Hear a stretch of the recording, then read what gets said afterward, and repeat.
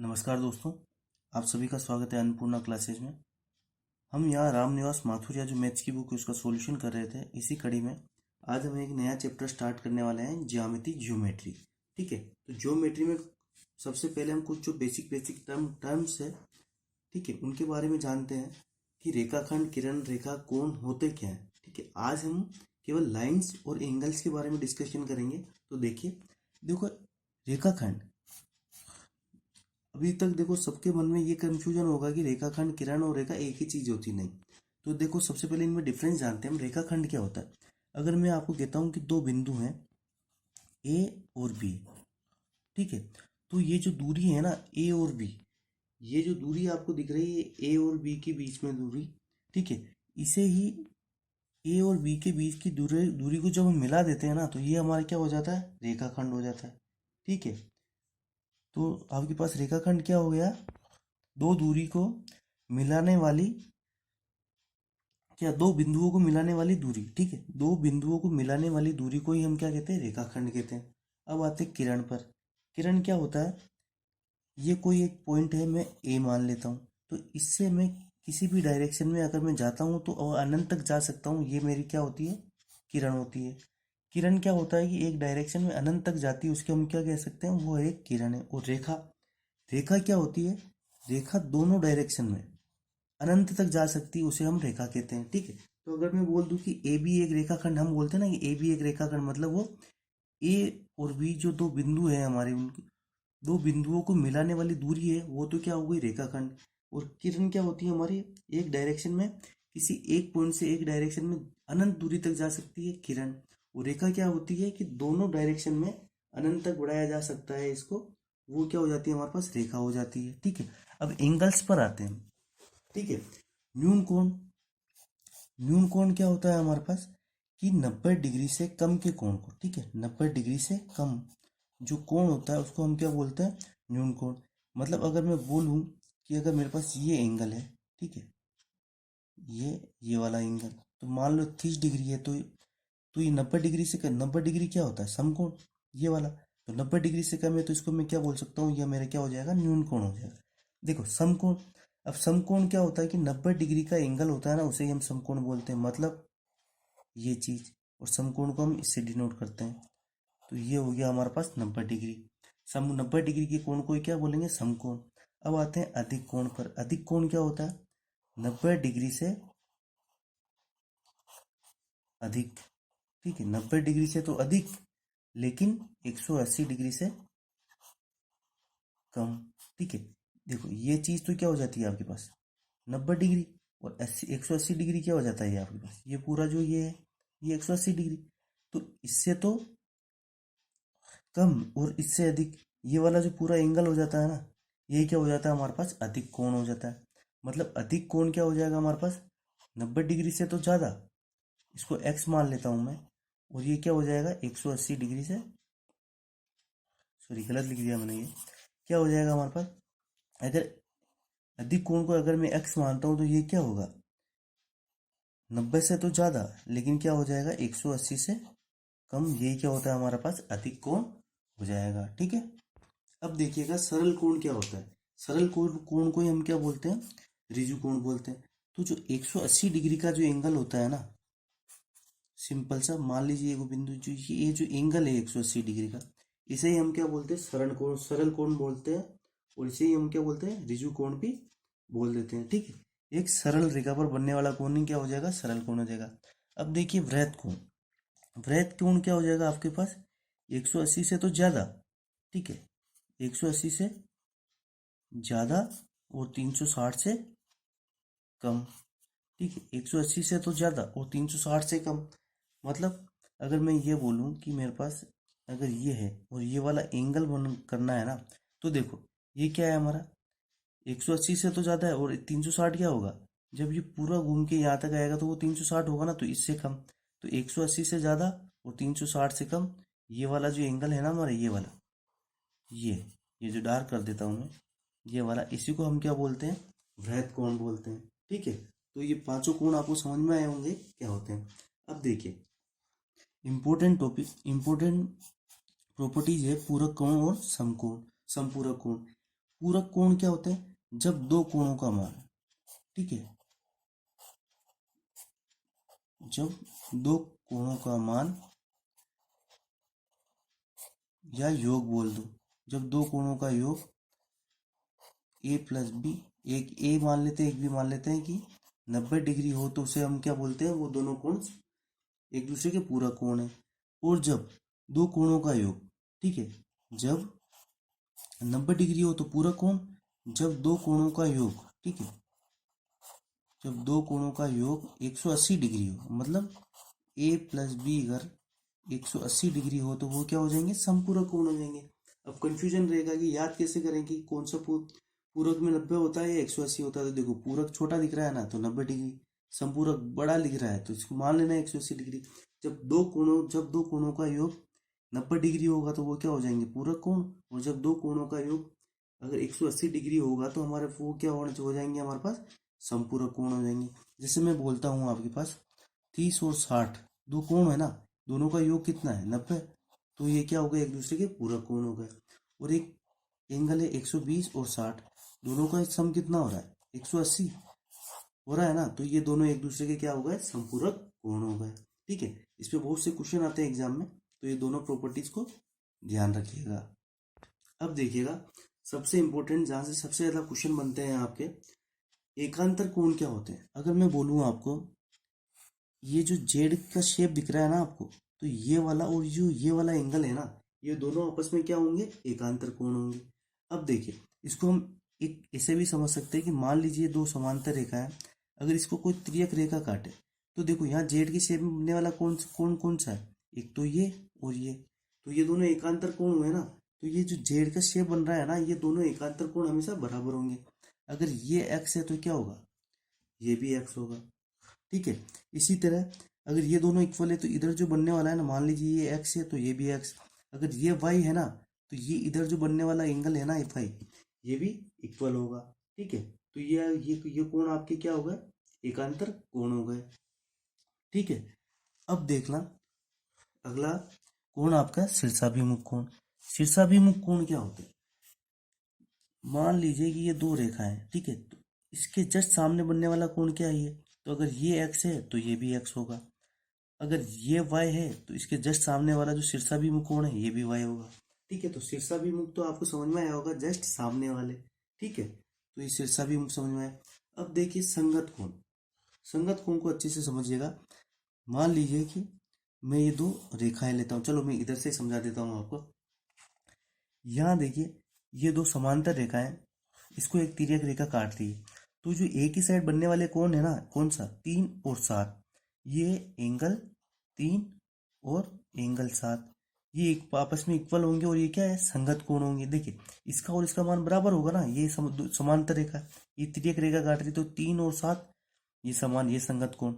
2 और 6 ये भी संगत कोण हो जाएंगे हमारे पास, एंगल 2 और एंगल 6 एक ही तरफ बन रहे हैं। और देखिए, अब देखना 1 और 5 ये भी आपस में संगत कोण होंगे, एंगल 1 और एंगल 5।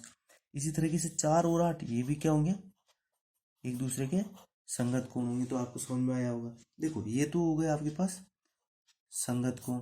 ठीक है, ये चीज समझ में आई होगी। अगर मैं यहाँ बोलूँ कि यहाँ एकांतर कोण कौन से हैं, ठीक है, अगर इसी में मुझे एकांतर ढूंढने हो तो क्या, देखो ये चीज आ रही है ना, ये वाली, तो मतलब 1 और 7, एंगल 1 जो होगा ना वो एंगल 7 के इक्वल में होगा। और इसी प्रॉपर्टी, ये प्रॉपर्टी बहुत ध्यान से देखना आप, बहुत क्वेश्चन बनते हैं इससे। और ये एंगल 4 जो है ना, वो एंगल 6 के इक्वल होगा, ये एकांतर होगा। और शीर्षाभिमुख कोण तो देख लीजिए आप, 2 4 के इक्वल होगा, 1 3 के इक्वल होगा, 5 6 8 के इक्वल होगा और 7 5 के इक्वल होगा। शीर्षाभिमुख है ना, तो आमने सामने वाले कोण हमेशा यहाँ बराबर होंगे। ठीक है, ये यहाँ जरूर एक चीज और ध्यान रखना, दो समांतर रेखा है उसको तिर्यक रेखा काट रही है। ठीक है, ये प्रॉपर्टियां तभी यूज आएगी जब दो समांतर रेखाओं को कोई तिर्यक रेखा काटेगी। ठीक है, यह एक चीज और ध्यान रखना, अगर दो समांतर रेखाओं को कोई तिर्यक तिर्यक रेखा काटेगी ना, ठीक है, ये दो समांतर रेखाओं को ये तिर्यक रेखा काट रही है, तो जो ये वाला और ये वाला एंगल है ना, इनका सम क्या होगा आपके पास? 180 होगा। ठीक है, देखो हम कहते थे ना कि संगत कोण ये और कोण बराबर होते हैं।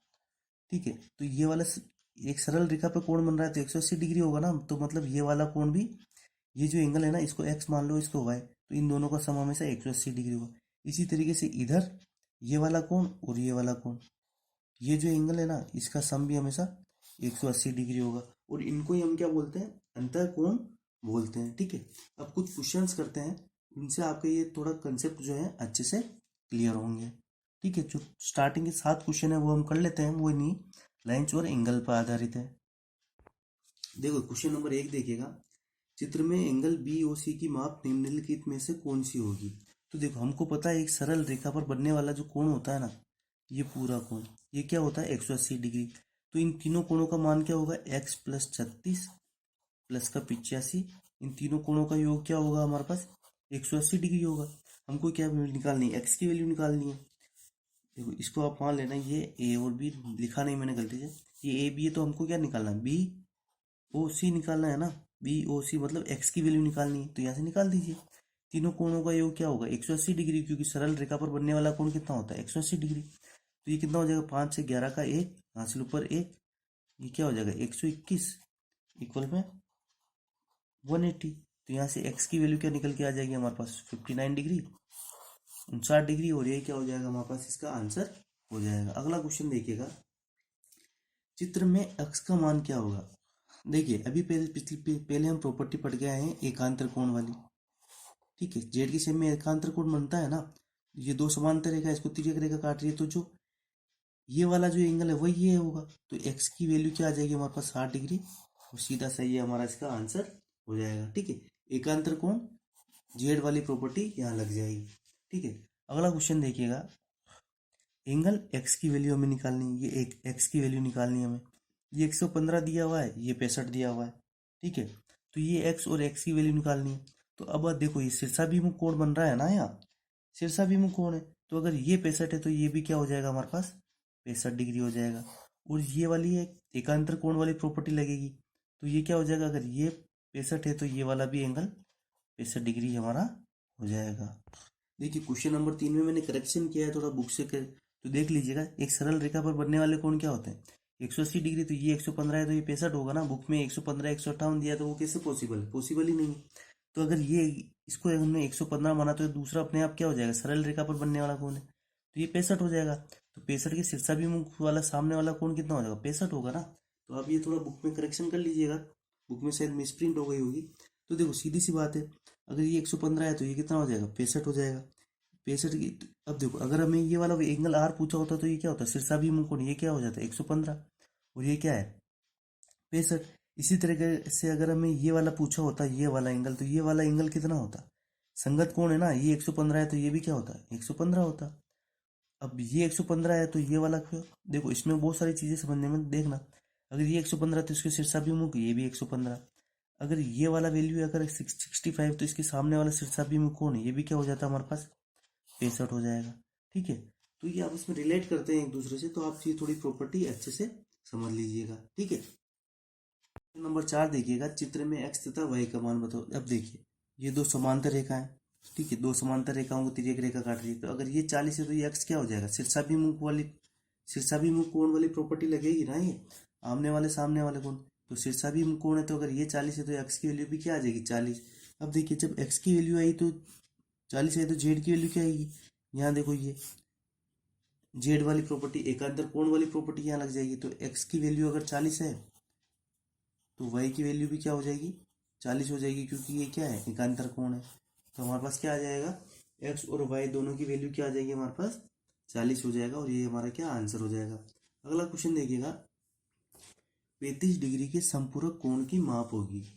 अभी हमने डिस्कस किया था कि संपूरक कोण क्या होता है, जब दो कोणों का योग, मान लीजिए दो कोण a प्लस बी हो, तो उनका योग क्या होगा 180 डिग्री।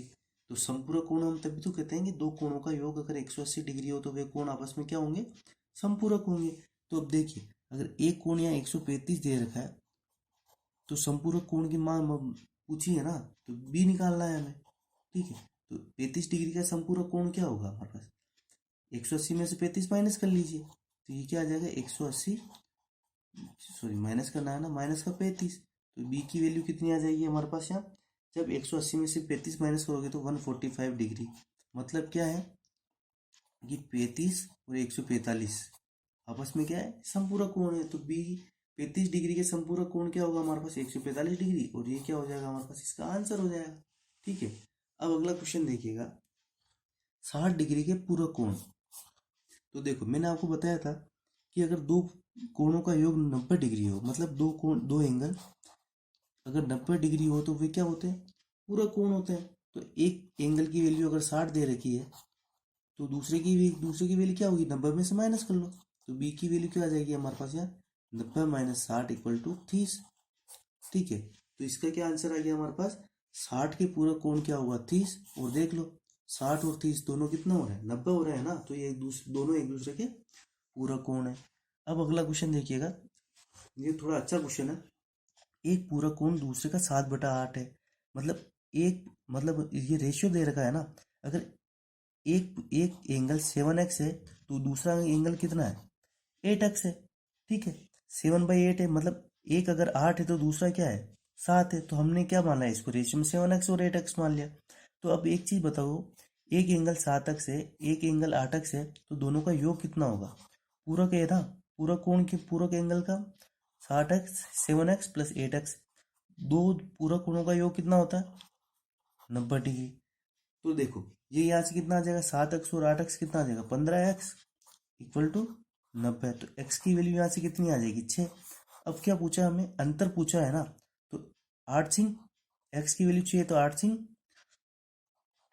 49 और 7 सिंह 42। मतलब एक एंगल तो क्या है 42 और एक एंगल क्या है 48। तो इनका अंतर कितना आ जाएगा, 6 आ जाएगा ना। तो दो देखो 42 और 48 कितना, टोटल 90 हो रहा है नहीं होता। तो इन दोनों का अंतर कितना आ जाएगा हमारे पास, 6। और ये क्या हो जाएगा हमारे पास, इसका आंसर हो जाएगा।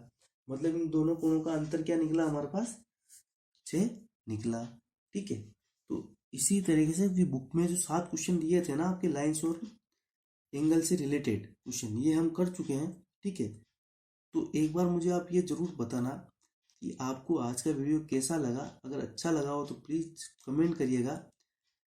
आगे अगर और कुछ सुधार करवाना चाहते हो आप कि सर थोड़ा और अच्छे से समझाइए, तो वो भी कमेंट करिएगा, ताकि नेक्स्ट वीडियो में हम उस पर और वर्क कर सकें। ठीक है, तो ज्योमेट्री थोड़ा अच्छा चैप्टर है, इसको स्लो स्लो ही चलाएंगे हम। तो ठीक है, कैसा लगा आपको ज़रूर बताइएगा। अगर समझ में आया तो प्लीज़ लाइक भी करिएगा और चैनल को सब्सक्राइब भी करते हुए जाएगा। ठीक है, तो मिलते हैं नेक्स्ट वीडियो में। इसी के हम ट्रायंगल जो है, ट्रायंगल के बेसिक और ट्रायंगल के क्वेश्चंस करेंगे नेक्स्ट वीडियो में। तब तक के लिए धन्यवाद।